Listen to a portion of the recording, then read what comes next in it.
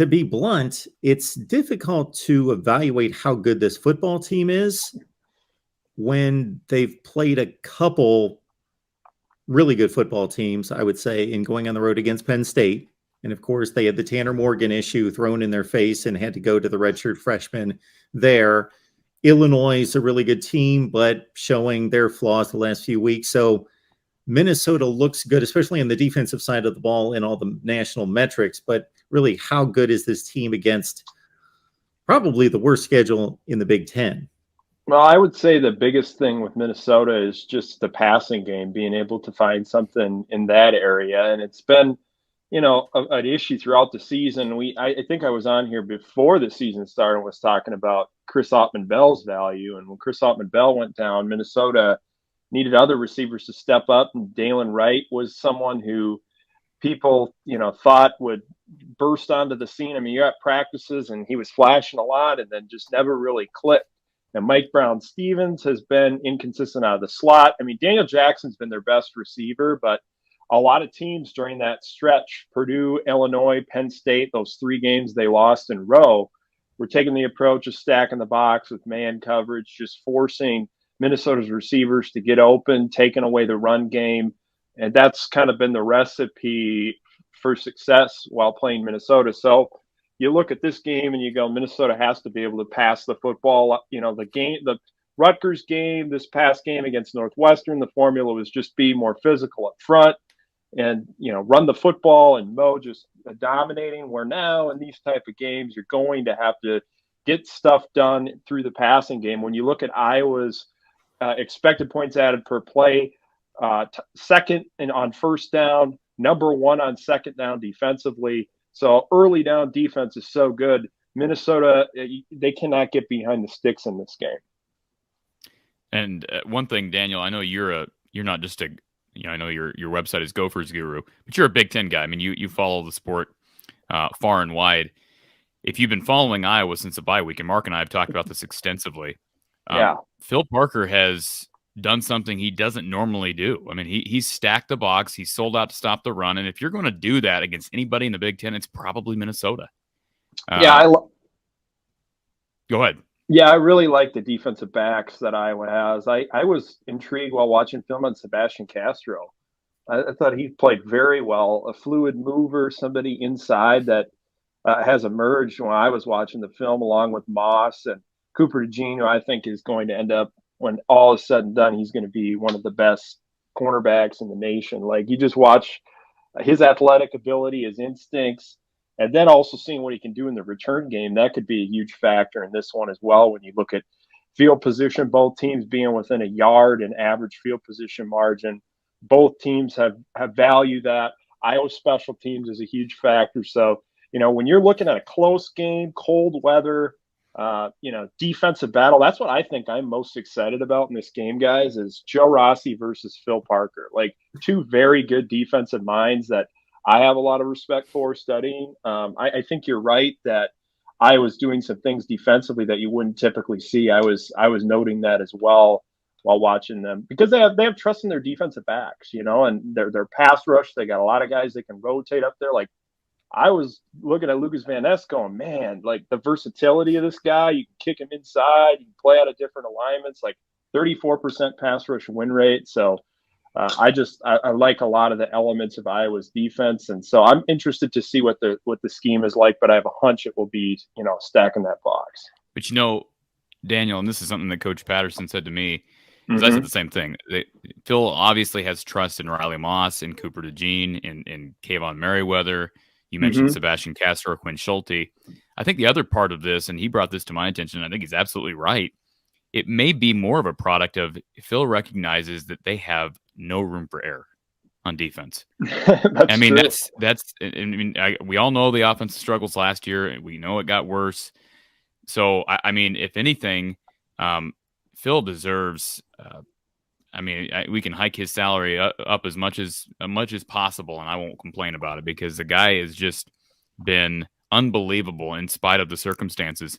Now, Mo Ibrahim, as Mark mentioned this before he jumped on, Mo has gained 100 yards in 18 straight games. Yeah. I mean, Iowa's played some good running backs here since the bye. And I mean, they haven't had, I mean, including a couple guys for Ohio State. I just don't know how something's got to give here. What is the key here for Minnesota to find a way to run against this Iowa D? Yeah, it's been creative. Minnesota's had to come up with some wrinkles to be able to run the football. You look at the Nebraska game, Nebraska overloading the front a lot because they knew they were running outside zone. So Minnesota tightened things up, bunch inside, got the receivers out, blocking, getting good angles by tightening things up. And then you look at the Northwestern game, doing some stuff with the running back shifting right before the play to kind of mess with the defense's identification and not allow them, make them have to shift and adjust and prevent that overload. So Minnesota, the last 3 weeks has been adding little wrinkles to its rushing scheme that are subtle details that have helped them be able to run the ball. And, I thought last week they're a very athletic offensive line, but PJ Fleck and the offensive staff talked a lot about pad level being lower, getting off the ball. Last week I thought was the best performance that they've had, just cohesively, everyone playing with lower pad level. And I believe that the offensive line maybe played one of its better games last week from top to bottom. So, you were mentioning Phil Parker earlier. I mean, you look at like opponent explosiveness, number one in the nation, number one in opponent passing downs explosiveness, like limiting the big play. And it's even more impressive because the offense isn't sustaining anything. They're not being efficient there. So your defense has got so much pressure on you. But it's been like really good coverage disguises, mixing things up, confusing the quarterback. I was impressed while watching it. Yeah, and let's remember, I got into it with someone a couple days ago. Mark, somebody was trying to tell me that we got to give Iowa's defense credit for Iowa's offense credit for the 24 points it scored. Let's not forget that Iowa blocked a punt that put the Iowa offense inside the 20. Yep. Then they had a punt return by Cooper DeJean that put them inside the 20. And then they had a pick six from Cooper DeJean. Now, I give Iowa's offense credit because, as we all know here, it's harder to move the ball once you're in the red zone. And they did get in. I mean, they scored each time. But Iowa, 146 in total offense this past week. They've moved back down nationally in the rankings. I do believe what we saw against Northwest. I know Kirk painted it today like, well, we took 2 steps forward and 1 step back with our last 2 games, Northwestern and Purdue. We've talked about this. Northwestern's defense is a train wreck. Purdue's secondary has been a train wreck. I didn't catch all the Illinois game on Saturday, but it was terrible in that game against Iowa 2 weeks ago, Daniel. Yeah. Minnesota's that was a question today at the press conference. How does Iowa deal with this Minnesota secondary, which has been really efficient and has produced pros? And I'm guessing there are pros on this roster as well. So how does Iowa – this is a loaded question, I know. How does Iowa throw against the Minnesota secondary? Yeah, well, I was looking at that. I was like, okay, Iowa's rushing offense being inefficient like they are, like 21% of their rushing attempts are stopped at or behind the line of scrimmage. That's like the 13th highest rate in FBS. So that's hurting them a lot because they're getting in passing down situations. And that's the matchup that I'm watching in this game. Minnesota has done a nice job defensively on first and second down and is playing the run well, top 20 rush defense in terms of expected points added per play. So what I'm looking at is Minnesota, the Hawkeyes offense gets into passing down situations at like a 35% clip, which is the 17th highest rate in the FBS. They have the second worst success rate in the FBS in those situations. And Minnesota's defense is a top 10 defense in passing down situations. So the key is if Minnesota is able to stop the run, which I think that's been a strength of this team, and they've had a lot of success there, they can be creative within the passing down situations. I was looking at what Jim Leonard did against Iowa last week, a lot of simulated pressures where you're dropping an edge and sending a second or third level defender as the fourth rusher. So you're not blitzing, but you're sort of simulating pressure, I guess is how you would describe it. So I saw a lot of simulated pressures, which is something that Minnesota really likes to do as well. So I watch Iowa's offensive line and I go, wow, I think there's a lot of opportunities to hit with simulated pressures and blitzes, especially when there's slide and 4-man slide protections, which that's where Minnesota and Joe Rossi are at their best, is in passing down situations. So Iowa has to be efficient on first and second down in this game, and I would say just try to stay ahead of the sticks with the quick passing game if they want to score points on Minnesota's defense, because I think it's going to come down to who plays better up front on both sides of the ball.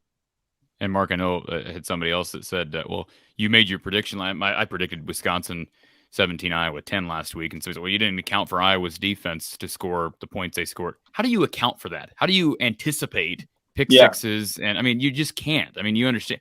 I think it's my prediction this week, and I haven't come out with my official prediction, Daniel. I think it's first one to 10. Frankly, I just, now special teams and pick sixes and scoop and scores, those can change things. But I would say the same thing as last week. I don't know how either of these teams consistently move the ball against the other. And you talked about those run numbers, those run offense numbers for Iowa.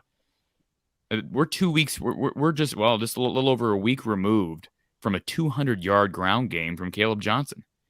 And I was surprised as well with Caleb Johnson's usage. Like, I thought for sure his total attempts and snap share would be higher than it was. Like, you look at all the advanced stats and you watch the games, he had 14 missed tackles forced against Purdue, ranks 5th among Big Ten backs in yards after contact per attempt, and is 3rd in elusiveness rating among Big Ten backs on the PFF elusiveness grade. So I'm like, I've been impressed watching him play. I thought for sure that he would have a larger snap share. I agree. Well, again, I know I've said this before. Purdue did not want to be there. I mean, I've never seen, and Don said the same thing. Yeah. I mean, their non-willingness to make tackles in that game, Mark. I mean, they were playing for the Western Division. I don't know how they didn't want to be there. That's crazy. Well, just go back and watch. I mean, Daniel, I think you know what I'm talking about. They didn't look like they even wanted to make tackles out there. And our guy Grant Michael, the big time boiler, he told us that leading up into the game. I give him credit. He said, I am extremely concerned about this Purdue secondary. It's dealing with attrition. We've got issues in the locker room. And I agree with you. I don't know now they did bounce back, but my biggest look against that team in person again in West Lafayette was a secondary that did not want to be there. So my point is, the run game is what it is. I don't think you read into that one game against a really bad Purdue defense and assume that's going to become the norm. But you're right. A little bit odd. I think I'd have to look back. Maybe I don't even know if he had 4 carries in that first quarter. Iowa came out with Gavin and LaShawn Williams in the first quarter and kind of ran to start. I don't know if that's trying to please Gavin's a local kid who Kirk loves, raves about his leadership. And is trying to get him involved. But boy, that is an odd time to do that a week removed from the performance that we saw from Caleb Johnson. Mark, do you have anything to add on this? Well, we'll catch up with this super chat. Then I've got a 2-parter for Daniel.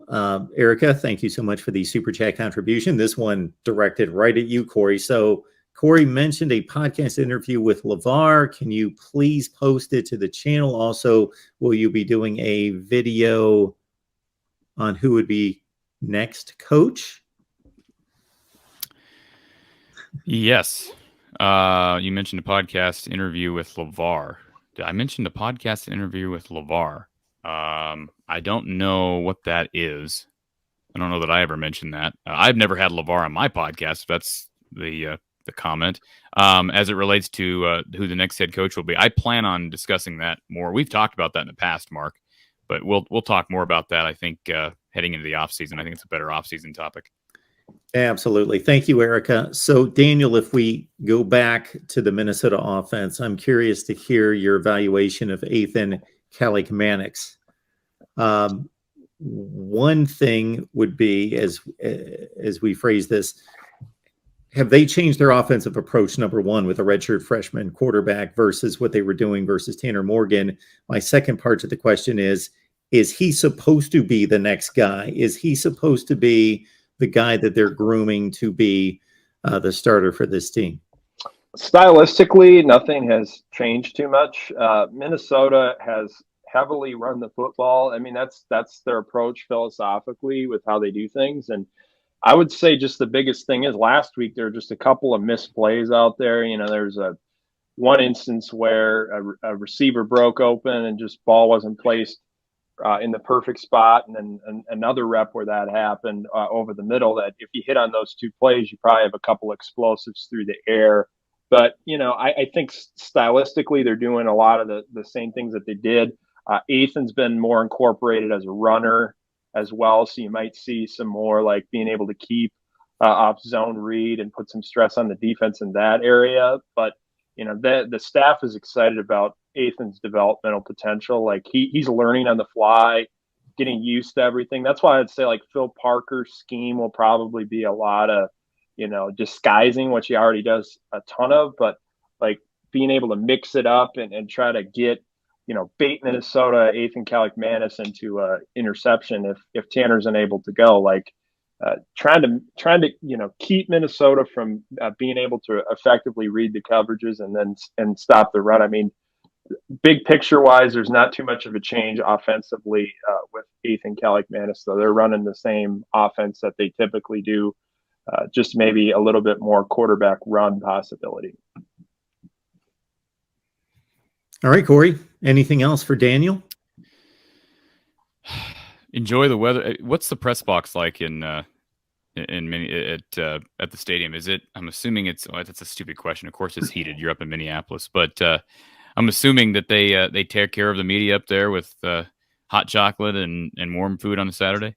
Yeah, you get your media buffet before the game, cookies at halftime. It used to be Dairy Queen. They had a sponsorship deal with Dairy Queen, so you get the dilly bars at halftime. Now you don't get the dilly bars, so that's unfortunate. We get cookies instead, but yeah, it should be a cold one. I mean, that plays into it as well. Like I'm thinking it'll be about 10 degrees and windy, so that plays into special teams and how the coaches approach that stuff. But this is going to be a game where it will be decided up front. I want to see how Minnesota's O-line handles Iowa's D-line and how Iowa's O-line handles Minnesota's front when Rossi gets creative up there, because I see a lot of opportunity. Like I was looking at the one matchup, center Logan Jones. I feel like Minnesota will come up with some ways to try to scheme up some mismatches against him. Just looking both at the numbers in the film, I was amazed that no Big Ten center has been credited with a higher pressure responsibility percentage than Logan Jones this season in the Big Ten. So it's interesting how that could potentially be a matchup that Minnesota exploits, maybe with some double A gap pressure and stuff. But I'm excited to see Phil Parker and Rossi go at it, because they're two great defensive minds.